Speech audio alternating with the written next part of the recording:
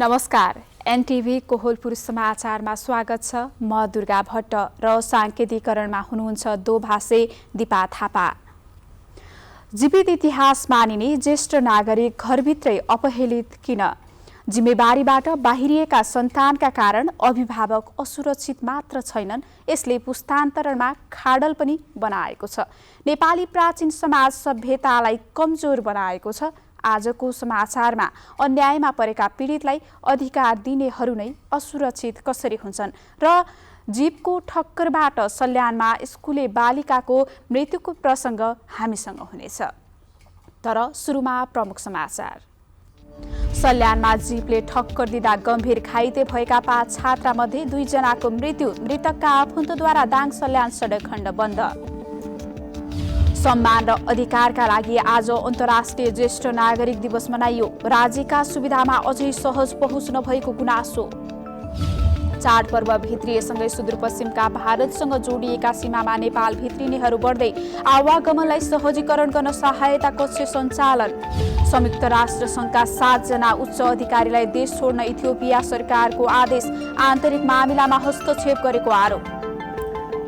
र दक्षिण एसियाकै ठूलो फुटबल प्रतियोगिता साफ च्याम्पियनसिप आजदेखि मालदिप्समा सुरु। नेपालले आज घरेलु टोली मालदिप्ससँग खेल्दै। समाचार अब विस्तारमा। आज शुक्रबार आजको न्युज ट्रेनमा हामी रोल्पाको महत गाउँको बारेमा बताउँदैछौँ।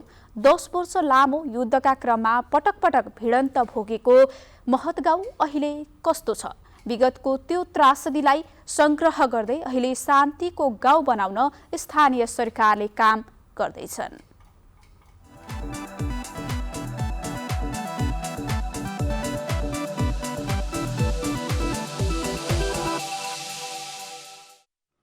युद्ध र शान्तिको सङ्गम यो हो महत गाउँ। घना मगरबस्ती दक्षिणी मोहडा डाँडामा अवस्थित सुन्दर गाउँ। तत्कालीन नेकपा माओवादीको 10 वर्ष लामो जनयुद्धको केन्द्र महत गाउँले प्रत्यक्ष ठूला ठूला भिडन्तहरू भोगेको छ। माओवादीको केन्द्रीय मुख्य थलो थबाङ प्रवेश गर्ने पश्चिमी नाका हो यो। जनमुक्ति सेनाका डिभिजन स्तरसम्मका सैन्य तालिम र सैन्य कार्यालय यही गाउँमा थिए। 2056 असोज 5 गते राति माओवादीले यहाँको प्रहरी चौकी आक्रमण गरी तत्कालीन डिएसपी ठुले राईलाई अपहरण गरेपछि महत राज्यको निगरानीमा पर्यो। युद्ध अवधिभर प्रहरीका उच्च अधिकारीलाई अपहरण गरेको यो पहिलो घटना थियो। महतमा राज्य पक्षबाट 52 र विद्रोही पक्षबाट 6 गरी 58 जना मारिएका छन्। युद्धकालको प्रख्यात लाभाङ बैठक महतमै पर्छ। लाभाङमा बसेको यो बैठक निकै चर्चित बन्यो, जुन बैठकबाट नेता डाक्टर बाबुराम भट्टराईलाई कारबाही गरिएको थियो। जनयुद्धको चर्चित महतमा अहिले युद्ध पर्यटनको विकासका लागि गुरिल्ला पर्यटन पदमार्गको केन्द्रबिन्दुमा पारिएको छ। यही ऐतिहासिक ठाउँमा युद्धको साङ्केतिक स्वरूप निर्माण गरिएको छ। महतलाई युद्ध स्मारिकाको रूपमा परिचित गराउन प्रतिनिधि पात्रको मुख्य लडाकुहरूको प्रतिमा तयार पारिएको छ। साङ्केतिक स्वरूप अन्तर्गत महत चौकी आक्रमणका मुख्य कमान्डर हालका उपराष्ट्रपति नन्दबहादुर पुन फासाङ तथा अन्य सहायक कमान्डर गरी जम्मा 6 जनाको प्रतिमा निर्माण गरिएको छ, जसमध्ये निर्माण नामका प्लाटुन सेक्सन कमान्डरको मात्रै मृत्यु भएको छ भने बाँकी 5 जना जीवितै छन्। देशले भोगेको 10 वर्ष लामो युद्धको झल्को दिने गरी महतले सङ्ग्रहालय निर्माणमा लगानी गरेको छ। कुनै समय रगतको खोला बगेको महतमा अहिले शान्तिको प्रतिमूर्ति बुद्धको शालिग बनेको छ। त्यो युद्धको सम्झना त होस्, तर त्यो युद्ध अब कसैलाई भोग्न भने नपरोस्। रुकुम पूर्व संवाददाता मैत्या घरती मगरको सहयोगमा नवीन नेपाली, एनटिभी कोहलपुर।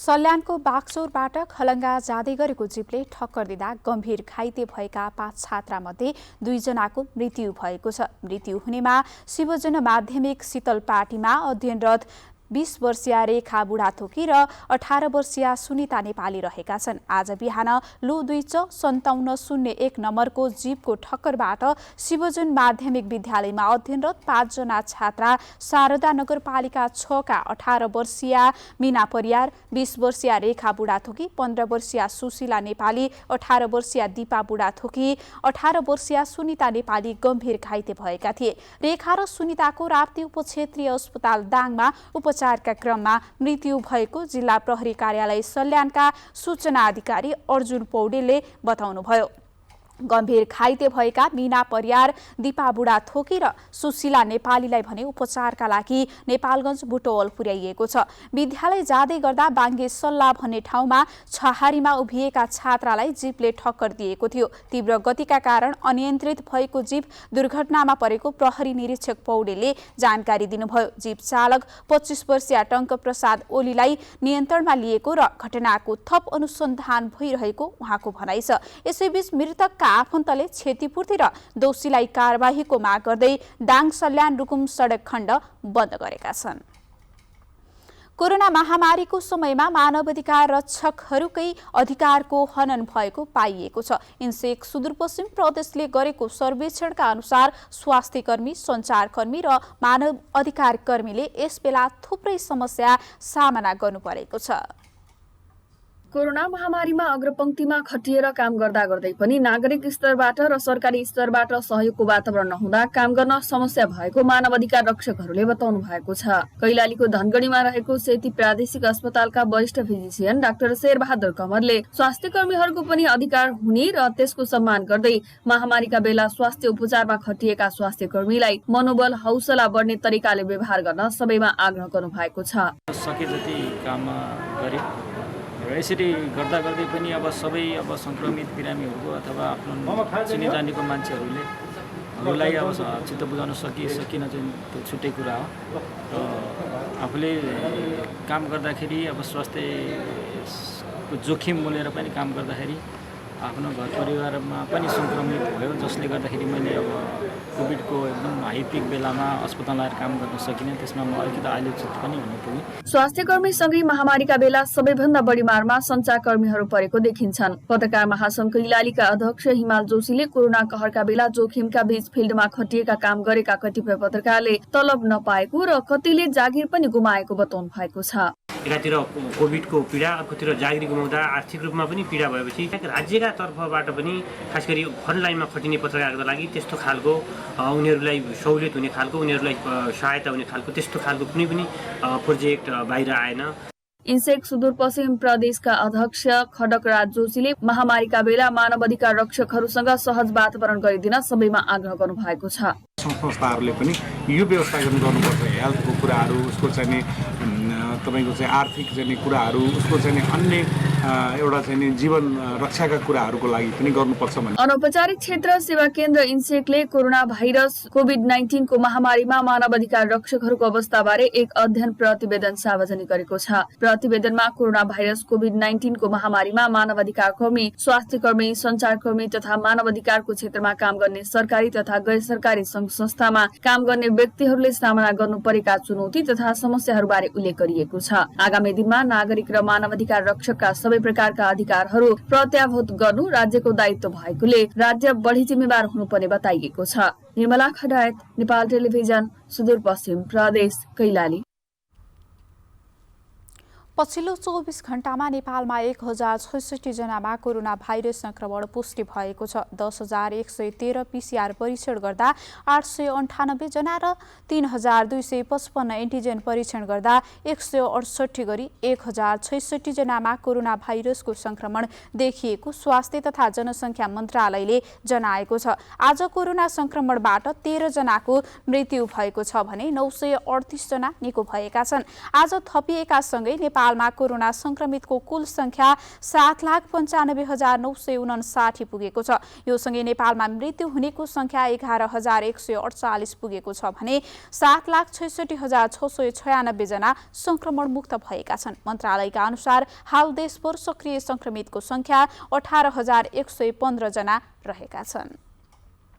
समाचारको क्रम जारी नै छ। अहिलेलाई एकैछिनको विश्राम।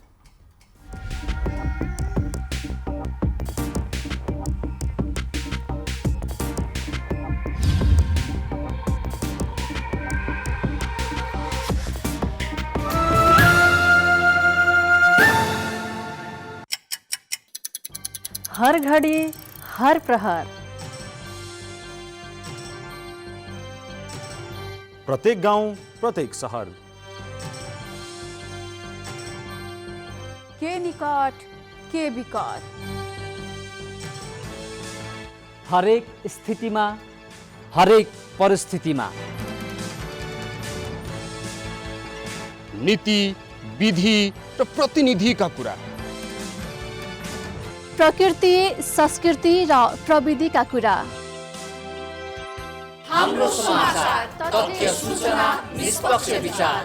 हाम्रो अभिभारा, तपाईको सूचनाको अधिकार।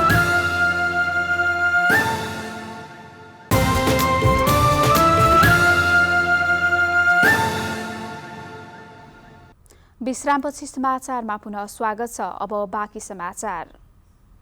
आज अन्तर्राष्ट्रिय ज्येष्ठ नागरिक दिवस। ज्येष्ठ नागरिकको सम्मानका साथ विश्वभर आज यो दिवस मनाइएको छ। सन् 1991 हरेक वर्ष अक्टोबर 1 का दिन विश्वभर यो दिवस मनाउन थालिएको हो। लुम्बिनी सरकारले ज्येष्ठ नागरिकको संरक्षण गर्न विभिन्न योजना बनाएको छ, तर ज्येष्ठ नागरिकले भने परिवारबाटै असुरक्षित र अपहेलित भएको महसुस गरेका छन्। 31औं अन्तर्राष्ट्रिय ज्येष्ठ नागरिक दिवसका अवसरमा आज संघीय महिला तथा बालबालिका मन्त्रालयले आयोजना गरेको भर्चुअल कार्यक्रममा मुख्यमन्त्री केसीले यस्तो बताउनु भएको हो। मुख्यमन्त्री केसीले सबै ज्येष्ठ नागरिकहरूमा लुम्बिनी प्रदेश सरकारको तर्फबाट शुभकामना व्यक्त गर्नुभयो। उहाँले ज्येष्ठ नागरिकहरूको जीवनयापनका लागि लुम्बिनी प्रदेश सरकारबाट सञ्चालित वृद्धाश्रमलाई सहयोगको व्यवस्था रहेको पनि बताउनुभयो। प्रदेश सरकारले ज्येष्ठ नागरिक मिलन केन्द्रहरूको स्थापना र सञ्चालनमा सहयोग, अधिकार सम्बन्धी चेतना कार्यक्रम सञ्चालन, सम्मान तथा संरक्षण कार्यक्रम गरिरहेको उहाँले बताउनुभयो। प्रदेश सरकारले रूपन्देहीको सैनामैना नगरपालिकामा प्रदेश स्तरीय ज्येष्ठ नागरिक ग्राम निर्माण कार्य अगाडि बढाएको छ। लुम्बिनी प्रदेशमा रूपन्देही जिल्लाको सैनामैना नगरपालिकामा प्रदेश स्तरीय नागरिक ग्राम निर्माण कार्य अगाडि बढेको छ। कोभिड-19 को सम्बन्धमा ज्येष्ठ नागरिकहरूलाई स्वास्थ्य संस्थामा ज्येष्ठ नागरिक वार्ड र बेडको व्यवस्था गरिएको छ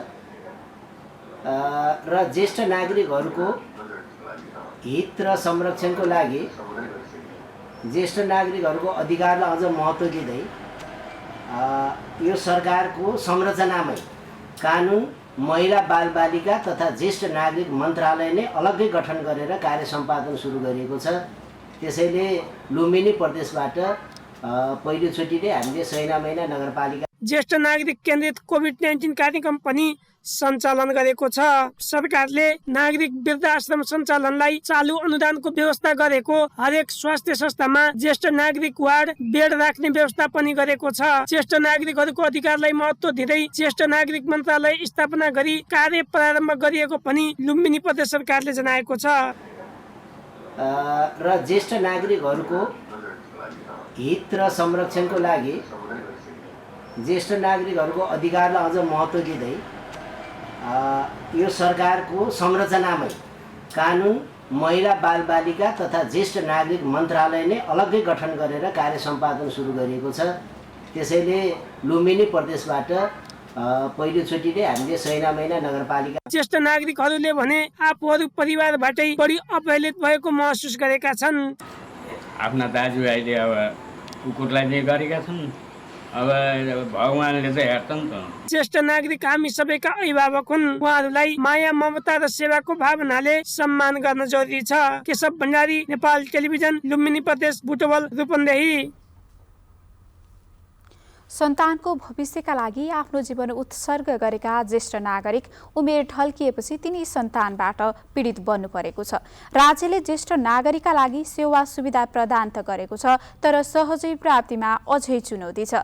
ज्येष्ठ नागरिकप्रति सेवा र सम्मान बढाउन के गर्नुपर्ला भनेर आज हामीले रूपन्देहीका केही नागरिकलाई सोधेका छौं। हेरौं आजको आवाजमा।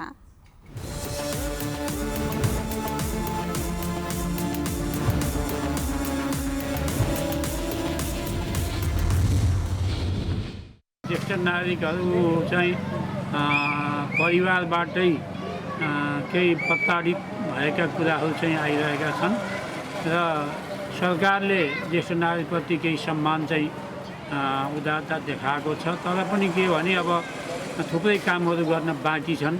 अब पुस्ता हस्तान्तरणको कुरा छ। पुस्ता हस्तान्तरणको कुरामा चाहिँ हामी अहिले लागिरहेका छौँ। ज्येष्ठ नागरिक मिलन केन्द्र बनाउने भनेर लागिरहेका छौँ र अब यो ज्येष्ठ नागरिकहरूलाई आफ्नै घर परिवारबाट कसरी सम्मानित गराउन सकिन्छ र हामी आफू पनि सुध्रने र परिवारलाई पनि त्यस दिशातर्फ चाहिँ उन्मुख गराएर लैजाने भन्ने कुरामा चाहिँ हामी लागिरहेका छौँ र अब यो ज्येष्ठ नागरिकको सन्दर्भमा धेरै कुराहरू छन्।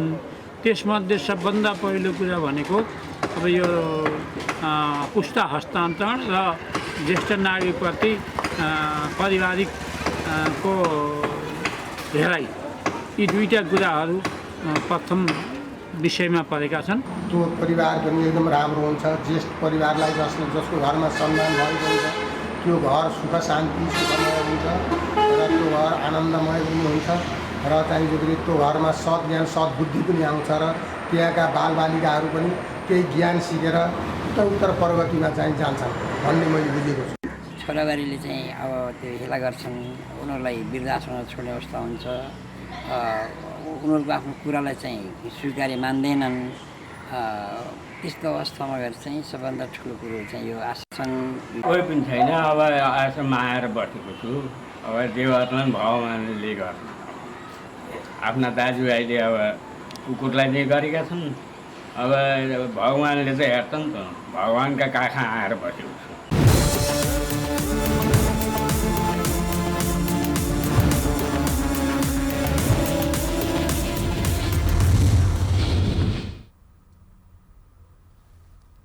कोरोना भाइरसको रोकथाम, नियन्त्रण र निदानमा प्रतिकूल असर नपुग्ने गरी कैलालीको नेपाल भारत सीमा नाकाबाट नेपाल प्रवेश गर्न चाहने नागरिकका लागि मापदण्ड तोकिएको छ। जिल्ला प्रशासन कार्यालय कैलालीले बिहिबार जारी गरेको सूचनामा यात्रुको आवागमनलाई व्यवस्थित र सहजीकरण गर्न त्रिनगर र खक्रौला सीमा नाकामा सम्बन्धित स्थानीय तह तथा स्वास्थ्य कार्यालयले स्वास्थ्य कक्ष सञ्चालनमा ल्याई नेपाल प्रवेश सहजीकरण गर्नुपर्ने उल्लेख गरिएको छ। यसैगरी नेपाल प्रवेश गर्न चाहने भारतीय नागरिकका हकमा निजले प्रवेश गर्नु अघिको 72 घण्टाभित्रको कोरोना भाइरसको नमुना परीक्षणको नेगेटिभ नतिजाको प्रमाणपत्र देखाउनुपर्ने र प्रवेश गर्ने कुनै पनि व्यक्तिमा कोरोना भाइरसको लक्षण देखिएमा त्यस्तो व्यक्तिको एन्टिजेन परीक्षण गरी नतिजा नेगेटिभ आए मात्र प्रवेश दिइने समेत सूचनामा जनाइएको छ।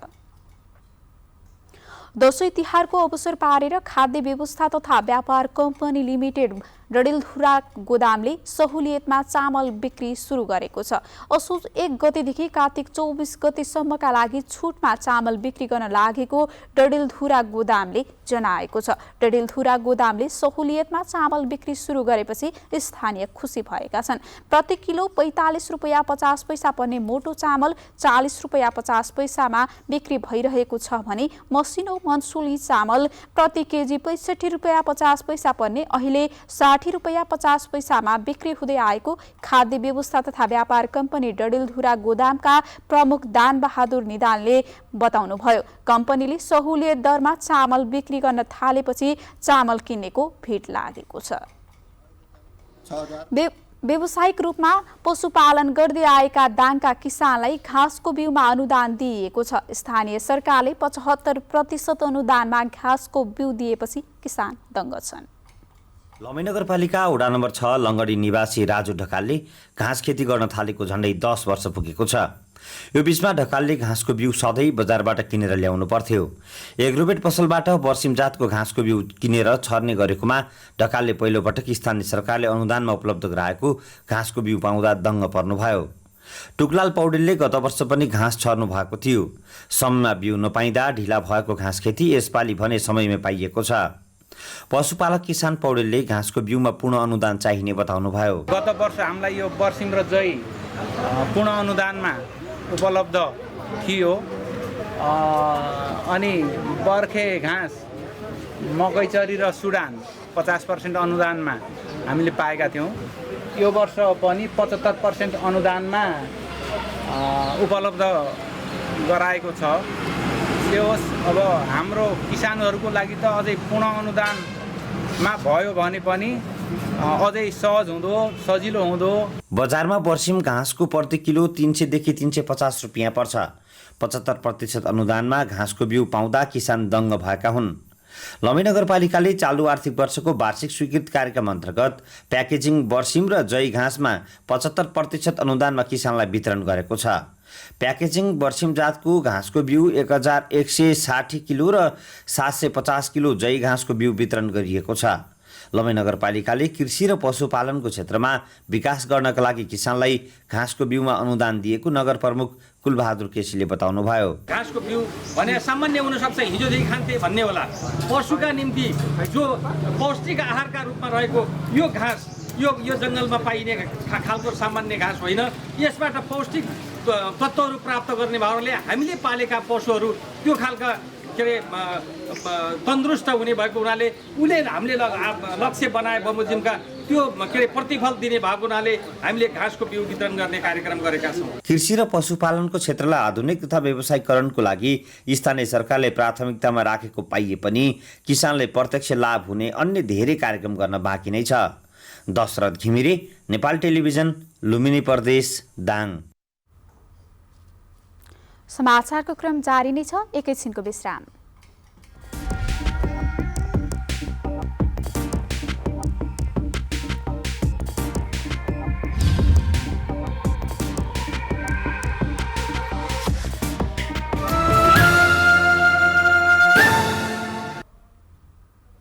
तपाईँ एनटिभी कोहलपुर हेर्दै हुनुहुन्छ। अब बाँकी समाचार।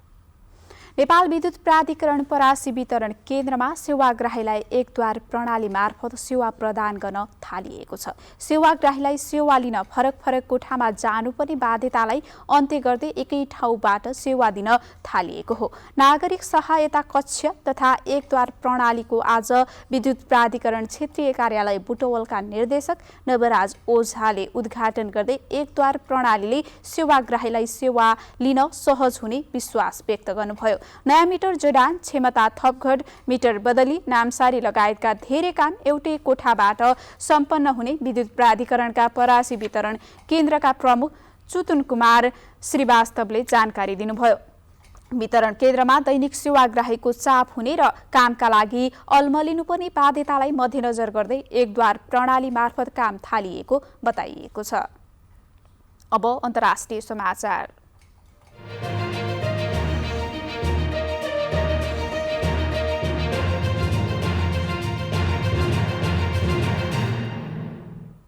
इथियोपियाले आफ्नो देशमा कार्यरत संयुक्त राष्ट्र संघका 7 जना उच्च अधिकारीलाई देश निकाला गरेको छ। इथियोपियाको आन्तरिक मामिलामा हस्तक्षेप गरेको तथा बिचौलिया बन्न खोजेको आरोपसहित उनीहरूलाई देश निकाला गरिएको हो। इथियोपिया सरकारले विज्ञप्ति मार्फत 72 घण्टाभित्र आफ्नो देश छाड्न उनीहरूलाई आदेश दिएको छ। इथियोपियाको द्वन्द्वग्रस्त क्षेत्रमा मानवीय सङ्कट रहेको विषयमा राष्ट्रसङ्घका अधिकारीहरूले बारम्बार आवाज उठाइरहेका थिए। राष्ट्रसङ्घका अधिकारीहरूले आफ्नो देशको आन्तरिक मामिलामा चाहिने भन्दा धेरै प्रचारबाजी गरेको तथा केही गम्भीर विषयमा समेत हस्तक्षेप गर्न खोजेको इथियोपियाको विदेश मन्त्रालयले जारी गरेको विज्ञप्तिमा भनिएको छ। आफ्नो उच्च अधिकारीहरू इथियोपियाबाट निष्कासनमा परेपछि राष्ट्रसङ्घका महासचिव एन्टोनियो गुटेरेसले भने अचम्मित भएको प्रतिक्रिया दिनुभएको छ। गएको वर्ष नोभेम्बरदेखि टिग्रे क्षेत्रमा सरकारी सेना र टिग्रे पिपुल्स लिबरेसन फ्रन्ट बीच चर्किएको लडाईका कारण त्यस क्षेत्रमा मानवीय सङ्कट देखिएको छ। अब आर्थिक समाचार।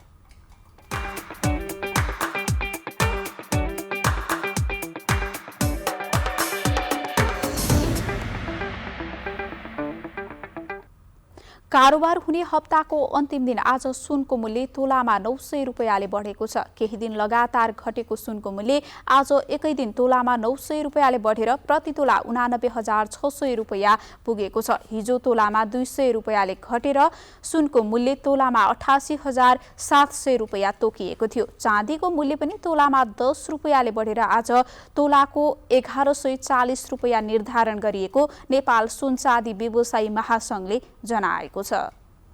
अब खेलकुद समाचार।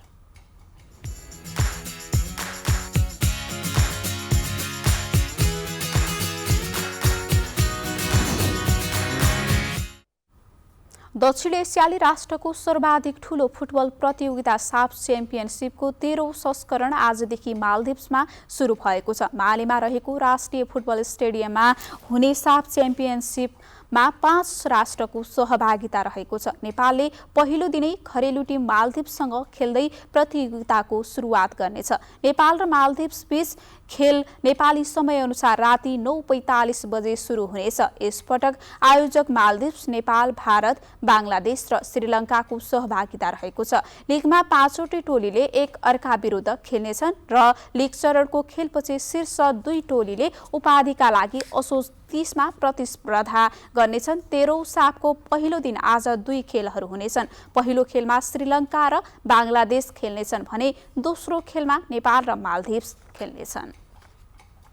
Everest premier league EPL T20 क्रिकेटमा ललितपुर प्याट्रियट्सले विराटनगर वारियर्सलाई हराएको छ। त्रिवी क्रिकेट मैदानमा आज भएको पहिलो खेलमा ललितपुरले विराटनगरलाई 37 रनले हराएको हो। ललितपुरले दिएको 227 रनको विशाल लक्ष्य पछ्याएको विराटनगरले 20 ओभरमा 8 विकेट गुमाएर 189 रन मात्र बनायो। यो जितसँगै ललितपुर 3 अङ्कसहित तालिकाको चौथो स्थानमा उक्लिएको छ भने विराटनगर वारियर्स अझै जितविहीन छ। आजै भएको दोस्रो खेलमा चितवन टाइगर्सले पोखरा राइनोजलाई पराजित गर्दै EPL क्रिकेटको प्लेअफमा स्थान निश्चित गर्ने पहिलो टोली बनेको छ।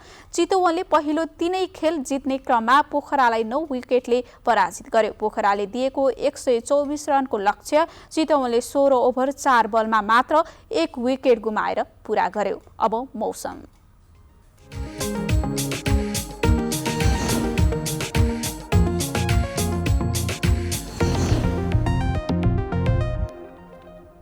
आज देशभर सामान्य बदली रही लुम्बिनी, कर्णाली र सुदूरपश्चिम प्रदेशका केही र अरू प्रदेशका थोरै स्थानमा हल्कादेखि मध्यम वर्षा भयो। आज राति देशभर सामान्य बदली रही प्रदेश 2 का धेरै र अरू प्रदेशका थोरै स्थानमा मेघगर्जन, चट्याङ सहित हल्कादेखि मध्यम वर्षाको सम्भावना रहेको छ। अब मौसम सम्बन्धी थप विवरण।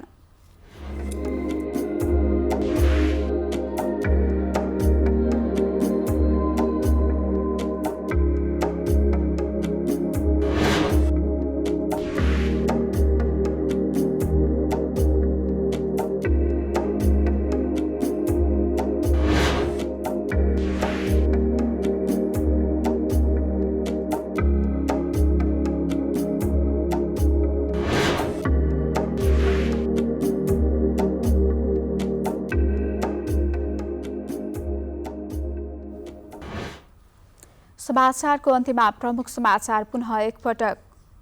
सल्यानमा जीपले ठक्कर दिँदा गम्भीर घाइते भएका 5 छात्रामध्ये 2 जनाको मृत्यु। मृतकका आफन्तद्वारा दाङ सल्यान सडक खण्ड बन्द। सम्मान र अधिकारका लागि आज अन्तर्राष्ट्रिय ज्येष्ठ नागरिक दिवस मनाइयो। राज्यका सुविधामा अझै सहज पहुँच नभएको गुनासो। चाडपर्व भित्रिएसँगै सुदूरपश्चिमका भारतसँग जोडिएका सीमामा नेपाल भित्रिनेहरू बढ्दै आवागमनलाई सहजीकरण गर्न सहायता कक्ष सञ्चालन। संयुक्त राष्ट्रसङ्घका 7 जना उच्च अधिकारीलाई देश छोड्न इथियोपिया सरकारको आदेश। आन्तरिक मामिलामा हस्तक्षेप गरेको आरोप। र दक्षिण एसियाकै ठूलो फुटबल प्रतियोगिता साफ च्याम्पियनसिप आजदेखि मालदिप्समा सुरु। नेपालले आज घरेलु टोली मालदिप्ससँग खेल्दै।